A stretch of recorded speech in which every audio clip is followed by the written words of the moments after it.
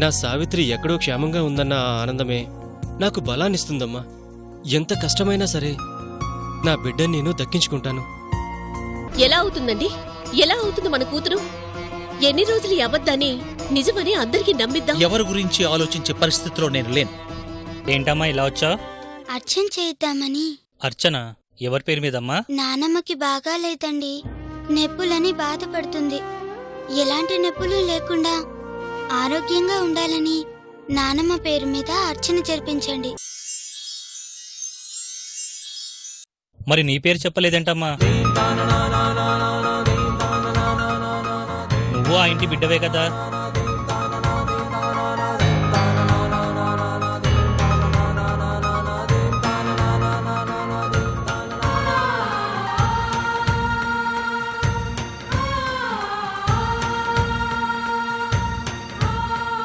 వాళ్ళందరూ బాగుంటే నేను బాగున్నట్టేగా. అలా కాదులే అమ్మా, దేవుడికి నీ పేరు కూడా తెలియాలి కదా. చెప్పు, నీ పేరేంటి? ఏమ్మా, నీ పేరు చెప్పడానికి సంకోచిస్తున్నావెందుకు?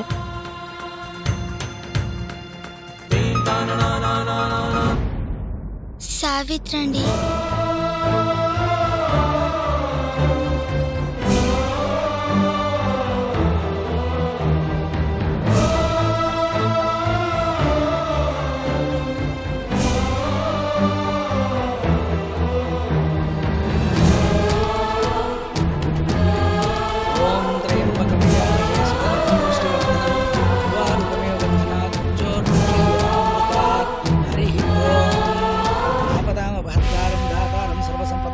లోకాభిరామం శ్రీరామం భూయో భూయో నమామ్యహం.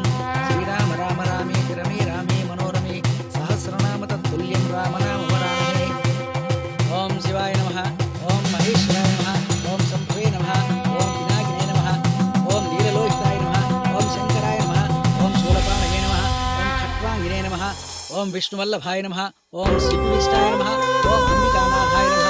ఓం శ్రీకంఠాయ నమః. ఓం భక్తవత్సలాయ నమః. ఓం భవాయ నమః. ఓం శర్వాయ నమః. ఓం త్రిలోకేశాయ నమః. ఓం శ్రీకంఠాయ నమః. ఓం శివప్రియాయ నమః. ఓం ఉగ్రాయ నమః. ఓం కపాలాయ నమః. ఓం కామారయే నమః. ఓం కంఠకాసురసూదనాయ నమః. ఓం గంగాధరాయ నమః. ఓం లలాటక్షాయ నమః. ఓం కాలకాలాయ నమః. ఓం మంగళం సురేంద్రాయ మహనీయ గుణాత్మనే చక్రవర్తితనూజాయ సార్వభౌమాయ మంగళం. ఓం సర్వరోగ నివారణాయ నమః. అకాలమృత్యుహరం సర్వవ్యాధినివారణం సమస్తపాపక్షేకరం పరమేశ్వర పాదోదకం పావనం శుభం.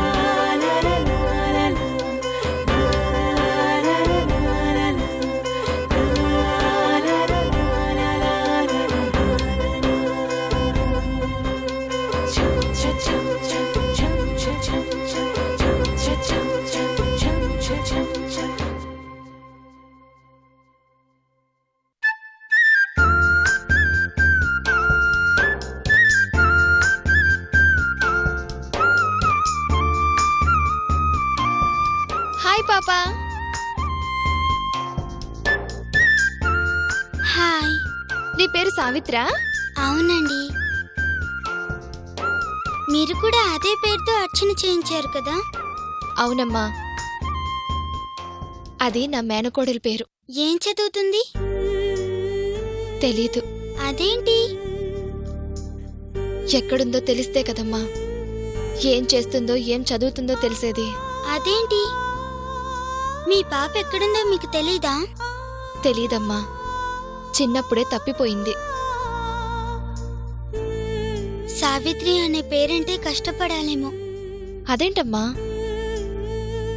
ఏమో, నాకలా అనిపించింది. ఇంత చిన్న వయసులో నీకేం కష్టం వచ్చిందమ్మా?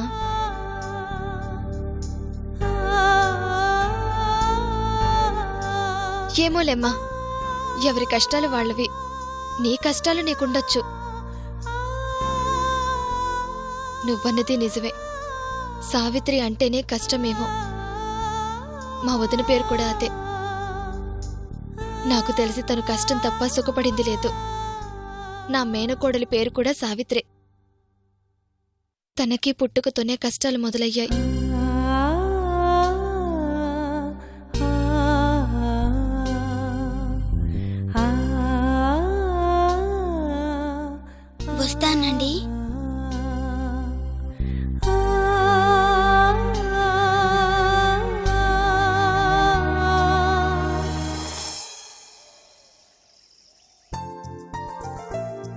యాండి కాఫీ తీసుకోండి.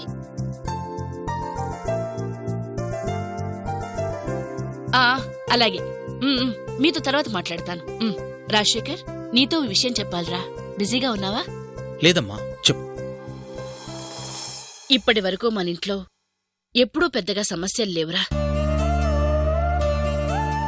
ఈ మధ్యనే సావిత్రి విషయంలో చాలా మనస్తాపానికి గురయ్యాను. ఈ నిమ్మగడ్డ ప్రసూనాంబ ఇంట్లో నవ్వులుండాలి గాని బాధలుండకూడదు.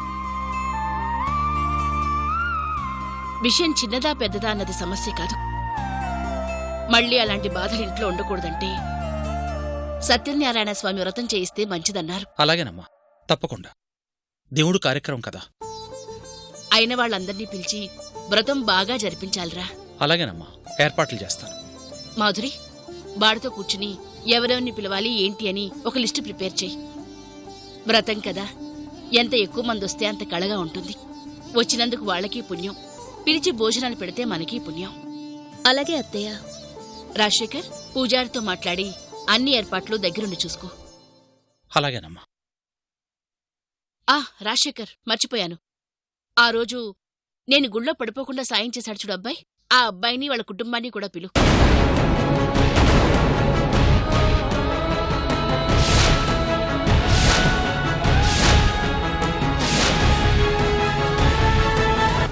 వాళ్ళు పాపం మంచి అబ్బాయిరా. పక్కవాడికి సహాయం చేయాలన్న ఆలోచన ఉన్నవాళ్లు అందరూ మంచివాళ్లే. అలాంటి మంచి మనుషులతో అనుబంధం పెంచుకుంటే తప్పేమీ లేదు. సరేనా? పిలుస్తారు.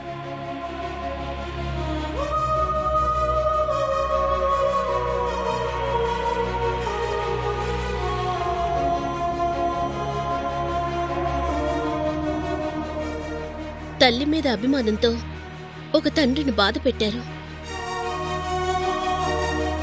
ఇప్పుడు చూడండి, మీరు దూరం చేయాలనుకున్న వాళ్ళని దేవుడు ఎలా దగ్గర చేయాలని చూస్తున్నాడు.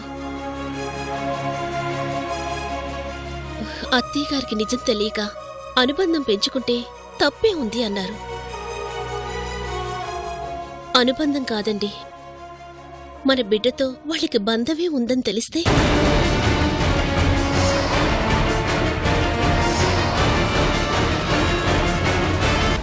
చూడండి, కొన్ని మనం దాచగలం, కొన్ని దేవుడు కూడా దాచలేడు.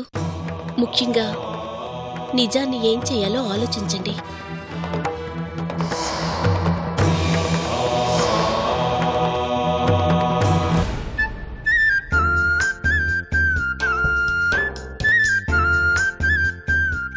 వచ్చేసావమ్మా? దర్శనం బాగా జరిగిందా? బాగా జరిగిందన్నయ్యా. ప్రసాదం తీసుకో. అన్నయ్య, ఈ రోజు గుళ్ళో ఒక చిన్న పాప కనిపించింది. ఎంత బాగుందో తెలుసా? మన సావిత్రి కూడా అలాగే ఉంటుందేమో అనిపించింది. ఎవరమ్మా? ఎవరో తెలియదన్నయ్యా. స్కూలుకి వెళుతూ వాళ్ళ నానమ్మకి ఒంట్లో బాగోలేదని అర్చన జరిపించడానికి వచ్చింది. అంత చిన్న పాప? అదే నాకు ఆశ్చర్యం వేసిందన్నయ్యా. ఇంటిలో అందరి పేర్లు గోత్రం చెప్పి అర్చన చేయించింది. ఆ వయసుకే అంత చురుగ్గా ఉంది అంటే బాగా తెలివైన అమ్మాయిలా ఉందిగా? చాలా తెలివైందన్నయ్యా. ఎంత చక్కగా ఉందో అంత చక్కగా మాట్లాడుతుంది. తనని చూస్తుంటే మన సావిత్రినే చూస్తున్నానా అన్నట్టుగా అనిపించింది. అందుకేనా ఎంత లేట్ అయింది? అవునన్నయ్యా, ముచ్చటిగా ఉంది కదా, కాసేపు మాట్లాడాలి అనిపించి మాట్లాడాను. మాట బాగుంది కానీ తన మనసులో ఏదో బాధ ఉందనిపిస్తోంది. చిన్నపిల్ల, తనకేం బాధలుంటాయమ్మా? ఏమో అన్నయ్యా, నాకలా అనిపించింది. ఎవరో ఏంటో అడగకపోయావా? అడగాలి అనుకున్నాను కానీ ఆ పాపని చూస్తూ పెద్దగా ఏం మాట్లాడలేకపోయాను. విచిత్రం ఏంటో తెలుసా? ఆ పాప పేరు కూడా సావిత్రే.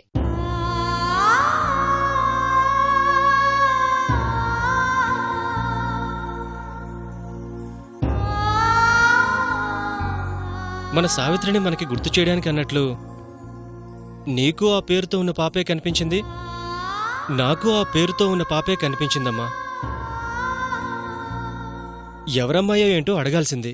అడగలేదు కానీ పాపని చూస్తే మంచి ఫ్యామిలీలో పుట్టింది అనిపించింది. అంత చక్కగా మాట్లాడుతుంది, అంత పద్ధతిగా ఉంది అంటే ఆ పాప తల్లిదండ్రులు ఎవరో కానీ చాలా గొప్పవాళ్ళయ్యుంటారు.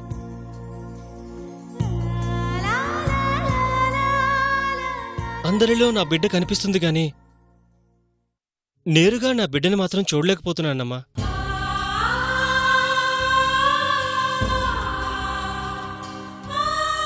మీ వదిన్నే జాగ్రత్తగా చూసుకోలేకపోయాను.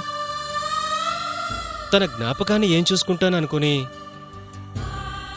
ఆ దేవుడు నాకు పసితనంలోనే దూరం చేసినట్లున్నాడు. అందరూ ఉండి అనాథలా బతికిన నారాతే నా బిడ్డకి వచ్చినట్లుంది. అలా అనకన్నయ్యా. మరేంటమ్మా, ఆస్తుంది, అంతస్తుంది, పువ్వుల్లో పెట్టి చూసుకోవడానికి మనమున్నాం. కానీ తను మాత్రం లేదు. ఎక్కడుందో, ఎప్పటికి మన మధ్యకి వస్తుందో.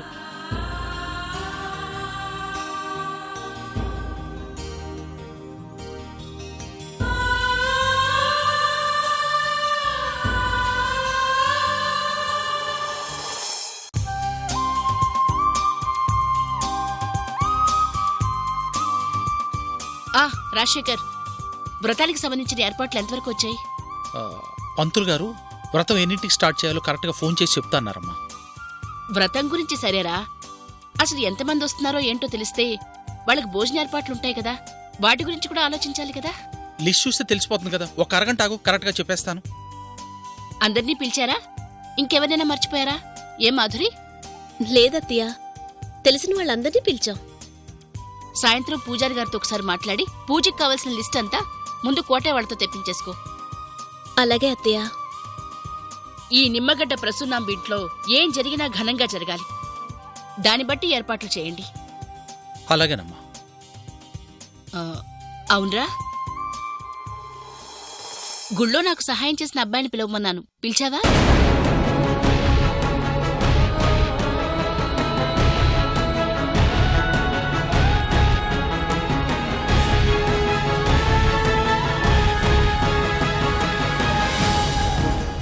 అడుగుతుంటే సమాధానం చెప్పవేంట్రా?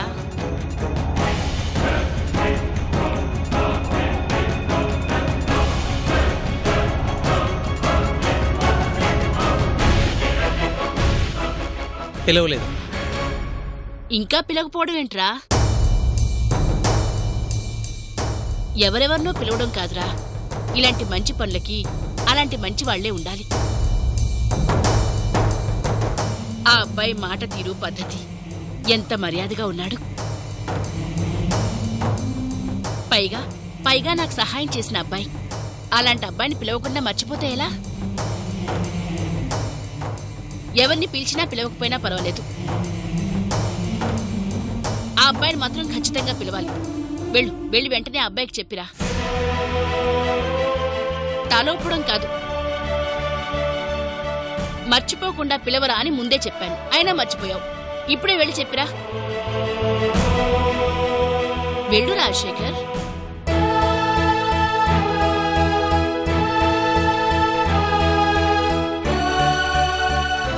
నువ్వేంటమ్మా అలాగే నిలబడున్నావు? చూడు, వెళ్ళా పనులు చూడు. అసలు ఎవరెవరిని పిలిచారు ఏంటి?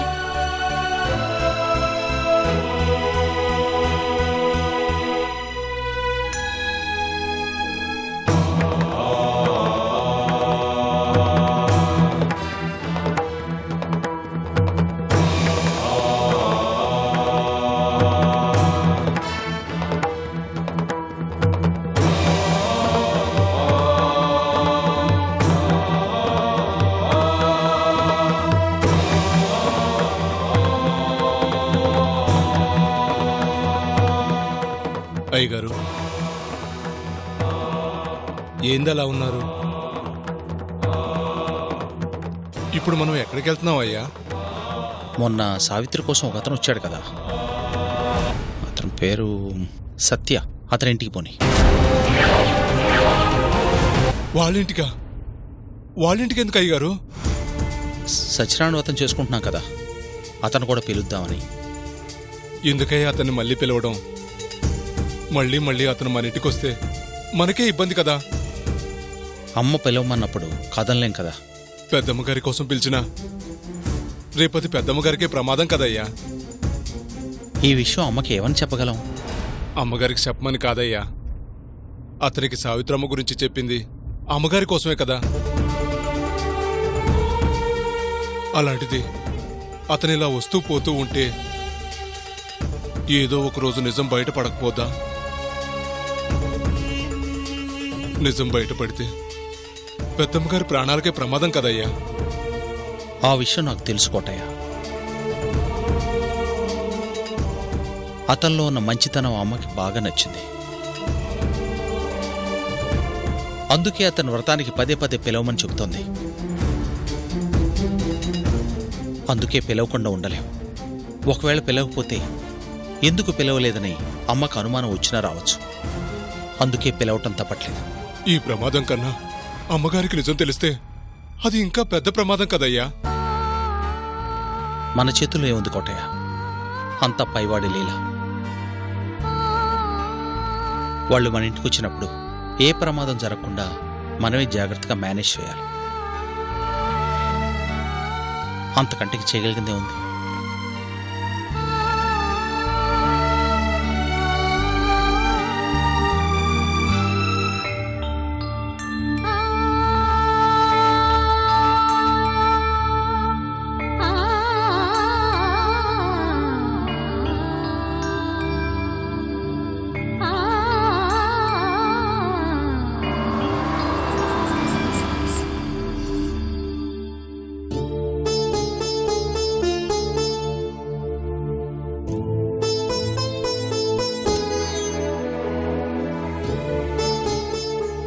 అయ్యా, మరొకసారి మీరే ఆలోచించండి బాబుగారు.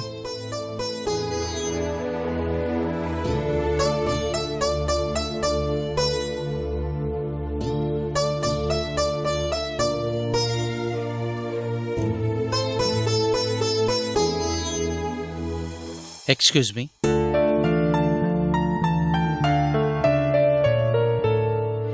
ఎవరు కావాలండి?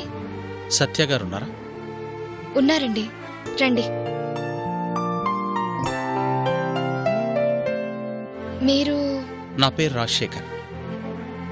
నేను సత్య గారితో మాట్లాడటం కోసం వచ్చాను. అన్నయ్య కోసమా? కూర్చోండి, పిలుస్తాను.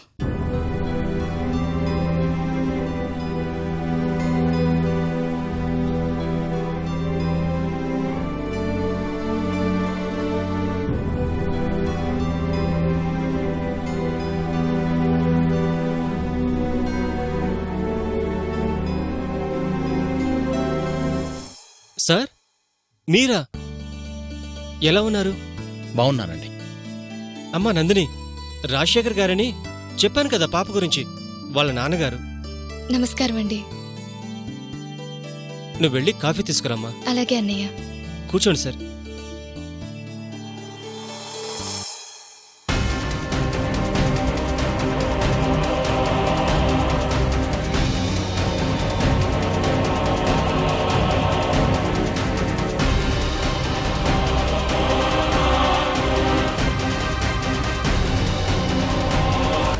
ఇంకేంటి సార్, మీ అమ్మగారు పిల్లలు అందరూ బాగున్నారా?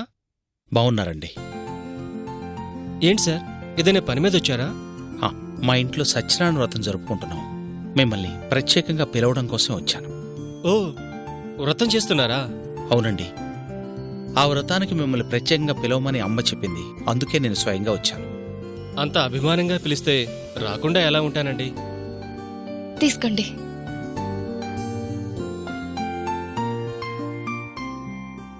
అదేంటన్నయ్య, 5 సంవత్సరాలుగా ఎక్కడికి రమ్మన్నా వచ్చేవాడివి కాదు. సార్ వాళ్ళు పూజకి రమ్మంటే వస్తాను అని మాట మాట్లాడకుండా చెప్పేస్తున్నావు. ఆ ఇంటికి వెళ్ళడం అనేది నాకు ఆనందంగా అనిపిస్తుందమ్మా. పూజకి వెళ్తే అక్కడ పాపని చూడొచ్చు.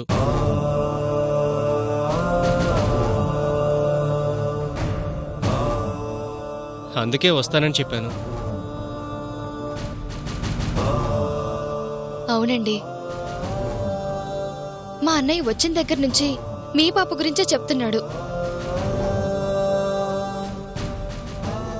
ఎందుకనో మీ పాప అంటే బాగా అభిమానం ఏర్పడింది. మా పాప అందరితోటి కలివిడిగా ఉంటుంది. అందుకోసమే మీకు అలా అనిపించుంటుంది.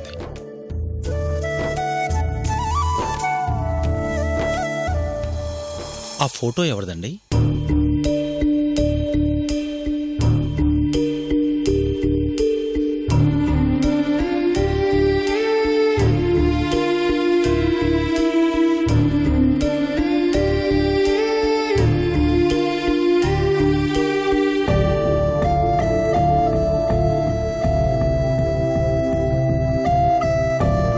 అది నా భార్య ఫోటో అండి.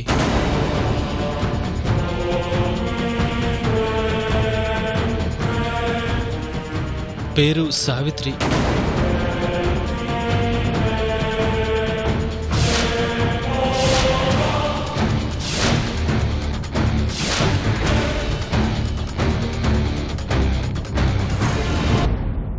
మీ పాపలో కూడా నా కూతుర్ని చూసుకుంటున్నాను సార్.